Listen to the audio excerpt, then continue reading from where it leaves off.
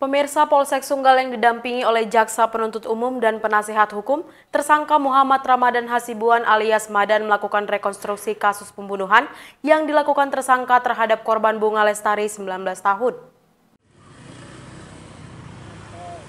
Dalam rekonstruksi itu, tersangka memeragakan sedikitnya 6 adegan saat tersangka melakukan pembunuhan terhadap korban Bunga Lestari. Rekonstruksi itu dilakukan untuk melengkapi berkas perkara pemeriksaan terhadap tersangka sebelum dilakukan proses tahap 2 ke Kejaksaan Negeri.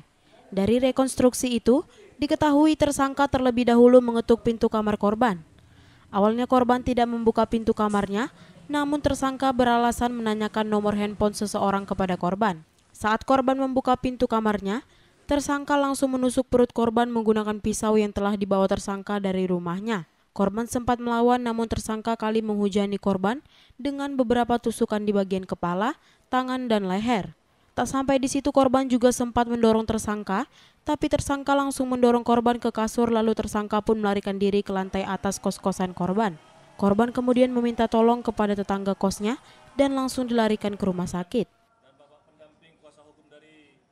Tadi kita melakukan rekonstruksi didampingi Jaksa Penuntut Umum, penyidik, yang mana kegiatan tersebut untuk merekonstruksi kasus pembunuhan yang terjadi di kos-kosan hijau di Jalan Sipirok dengan korban Bunga Lestari, yang mana rekonstruksi tersebut memperagakan 6 adegan yang memfaktakan kegiatan pembunuhan tersebut.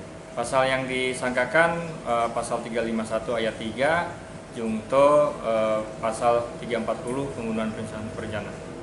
Sebelumnya pada 4 April 2023 lalu, warga di sekitar kos hijau di Jalan Sipirok, Kecamatan Medan Selayang, dibuat heboh atas kasus penikaman terhadap seorang mahasiswi perguruan tinggi negeri.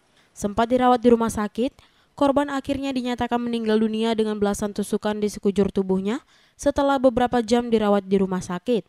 Kurang dari 24 jam polisi berhasil menangkap tersangka tanpa perlawanan di rumahnya saat sedang tertidur. Dari kota Medan, Sumatera Utara, Heri Kiswanto, Arah Indonesia TV memberitakan.